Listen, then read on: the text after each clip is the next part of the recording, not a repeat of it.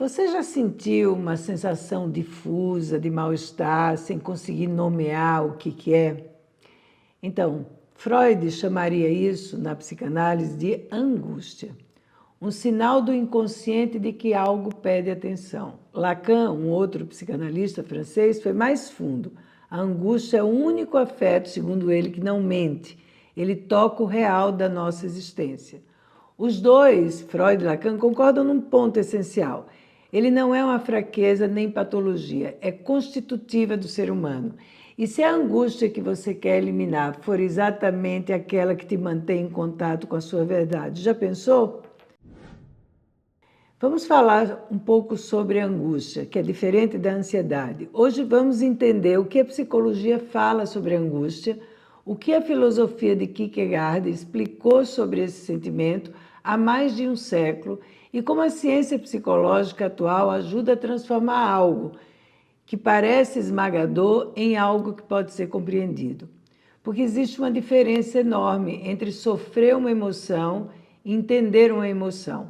E talvez a angústia deixe de parecer um monstro quando ela finalmente ganha linguagem. Mas o que é angústia? Primeiro precisamos diferenciar algumas coisas. Muitas pessoas usam tristeza, ansiedade e angústia todas como sinônimos, mas não são a mesma coisa. O medo normalmente possui um objeto específico. Você tem medo de perder o emprego, por exemplo, medo de uma prova, medo de uma cirurgia, medo de alguém ir embora. A ansiedade, frequentemente ela surge como antecipação de algo. Algo ainda vai acontecer. Então, pensamentos antecipatórios, de modo geral, difíceis, né, e ruins. Já a angústia, ela pode ser algo muito mais desafiador de localizar. Ela aparece como uma sensação difusa. Você sente um aperto, uma inquietação, uma sensação de vazio. Nem sempre ela traz inquietação física, como a ansiedade, um desconforto existencial que parece não apontar para um motivo específico. É quase como se o corpo dissesse: existe algo importante acontecendo, e a mente respondesse: mas eu não sei o que é. Por isso, a angústia frequentemente gera maior sofrimento do que emoções claras. Às vezes, porque a gente não sabe muito bem identificar. E nosso cérebro gosta de identificar as ameaças. Quando existe um inimigo definido, podemos reagir. Mas quando existe uma sensação sem nome, nossa mente tenta preencher as lacunas. E às vezes ela preenche da pior maneira possível. Kierkegaard, um filósofo bastante falado atualmente, ele vai trazer uma ideia muito importante sobre a questão da angústia, porque ele foi um filósofo dinamarquês, o Søren Kierkegaard, né, que escreveu algo que eu acho perfeito, né? Ele dizia que a angústia é a vertigem da liberdade. Olha que interessante. Pensa numa pessoa olhando para um precipício. O medo seria pensar, posso cair. Mas a angústia seria perceber, eu também poderia me jogar. Percebe a diferença? Não se trata apenas do perigo externo. Trata-se da percepção das infinitas possibilidades que carregamos dentro de nós. E Kierkegaard dizia que a angústia nasce quando percebemos algo profundamente humanos. Por exemplo, alguns vão discordar disso, somos livres para escolher. E liberdade parece maravilhosa, não é? Quando falamos dela, na teoria. Mas na prática, liberdade também significa escolha, responsabilidade, desagradar às vezes alguns que não gostaríamos. Escolher uma profissão, por exemplo, significa abandonar outras.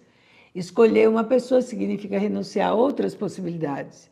Escolher permanecer significa desistir de partir. Escolher partir significa abandonar aquilo que ficou, sem garantias.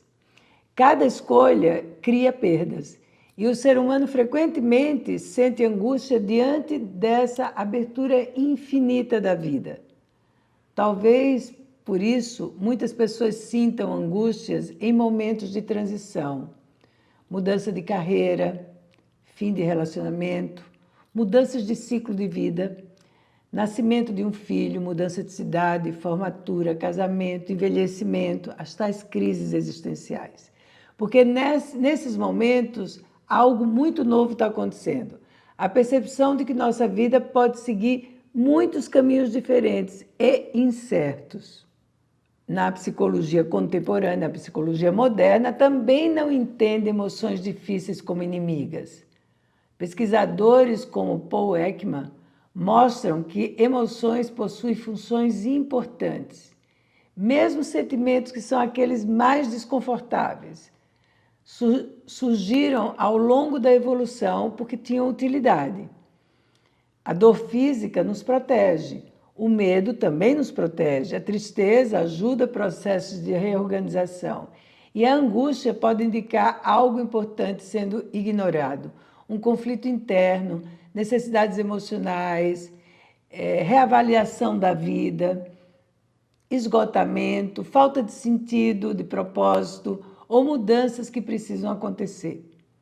O problema surge quando transformamos a angústia, e claro, ela às vezes quando vem assusta muito, e transformamos então ela numa inimiga absoluta, porque aí acontece algo curioso, não sofremos apenas pela angústia, sofremos por lutar contra ela. Existe algo estudado na psicologia chamado esquiva experiencial. É uma tentativa constante de fugir de sentimentos desagradáveis. Parece algo lógico, não é? Se dói, eu fujo. Mas as emoções, gente, as emoções, eu já falei isso várias vezes, vou repetir, não funcionam assim. Imagina tentar empurrar uma bola enorme para debaixo d'água. Você faz força, mais força, mais força, e por alguns segundos parece que funciona, né? Mas em algum momento ela volta, e ela volta com mais intensidade, e às vezes ela volta de formas diferentes. Então, fazemos frequentemente isso emocionalmente, trabalhamos excessivamente, rolamos redes sociais durante horas, comemos sem perceber, nos distraímos o tempo inteiro, entramos em relacionamentos apenas para preencher vazios, falamos sem parar também para preencher esse vazio, tentamos silenciar a angústia, mas as emoções ignoradas retornam e retornam numa frequência mais alta. Carl Rogers, que foi um importante psicólogo, ele entendia algo simples e ao mesmo tempo difícil. Quanto mais tentamos negar experiências internas, mais distantes ficamos de nós mesmos. Sabe aquela coisa? Quanto mais fugimos, se você fugir, o bicho pega, se ficar, o bicho come. É um pouco isso, né? Ele escreveu uma frase conhecida: o curioso paradoxo é quando eu me aceito como sou, então eu posso mudar. Isso parece contraditório, porque normalmente o que a gente pensa? Vou melhorar quando parar de sentir isso. Mas muitas vezes o caminho acontece o contrário. Primeiro você compreende, depois você transforma. E não significa se acomodar no sofrimento, significa parar de gastar energia fugindo dele, fugindo como se ele não existisse. Quando sentimos angústia, frequentemente perguntamos, não é? O que há de errado comigo? Por que sofro tanto? Talvez seja essa pergunta não esteja totalmente adequada, porque ela já parte da ideia de defeito, né? Talvez as perguntas mais úteis sejam: o que eu estou vivendo neste momento? O que mudou realmente? O que não mudou recentemente? O que estou tentando sustentar sozinho? O que estou evitando? O que eu quero para a minha vida? O que essa emoção está tentando me mostrar? Perguntas mudam completamente experiências emocionais. Às vezes falamos sobre emoções e sempre pensamos que elas fazem parte da mente, dos pensamentos. Mas as emoções, elas acontecem no corpo. Muitas vezes o coração acelera, a respiração muda, a musculatura tensiona, o sono muda, o apetite muda, o seu sistema nervoso entra em estado de alerta, há maior irritabilidade, há maior silêncio, isolamento. Por isso, lidar com angústia não significa apenas pensar diferente. Também envolve cuidar do corpo. Sono adequado, movimento corporal, alimentação, contato social, respiração e pausas reais. Porque um organismo exausto, ele interpreta o mundo de maneira diferente. Vivemos observando vidas editadas nas redes sociais, não é isso? E é pior, nos comparando a elas. E quando estamos angustiados, acontece algo curioso. Nos tornamos ainda mais sensíveis à comparação. Você olha alguém viajando, olha alguém casando, olha alguém tendo sucesso, olha alguém fazendo um monte de coisas nas redes sociais e sua mente vai criando aquela narrativa. Todo mundo parece saber viver melhor do que eu. Todo mundo parece ser mais competente do que eu. Mas as redes sociais mostram recortes. Quase ninguém posta dúvidas existenciais às 3 da manhã. Quase ninguém publica crises silenciosas. Quase ninguém mostra medo. Quase ninguém se mostra chorando. Você compara seus bastidores com o palco dos outros. E isso aumenta a sensação de inadequação. E o que fazer quando essa angústia aparece? Primeiro de tudo, respire.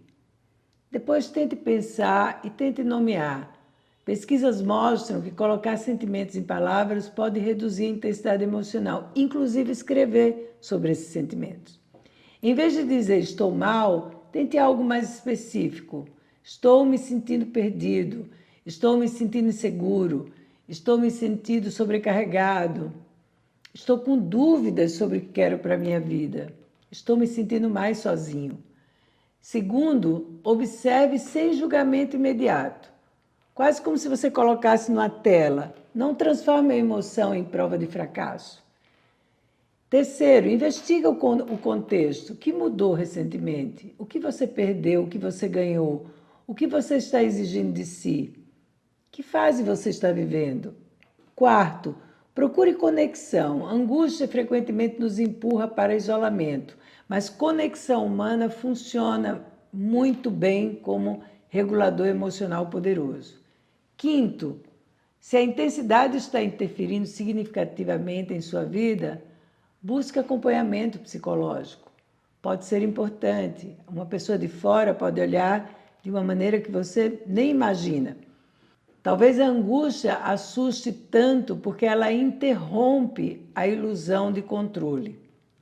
Ela lembra que somos vulneráveis, que somos finitos, que não sabemos de tudo, que não temos as respostas, que a vida é aberta e incerta, imprevisível e muitas vezes confusa. Mas Kierkegaard acreditava que a angústia não era apenas sinal de sofrimento. Ele também entendia que podia ser sinal de crescimento, porque frequentemente ela aparece exatamente nos lugares onde a vida está mudando ou precisa mudar. Talvez você não precise perguntar apenas como eu faço para nunca mais existir angústia. Esquece, ela vai existir, porque ela é constitutiva.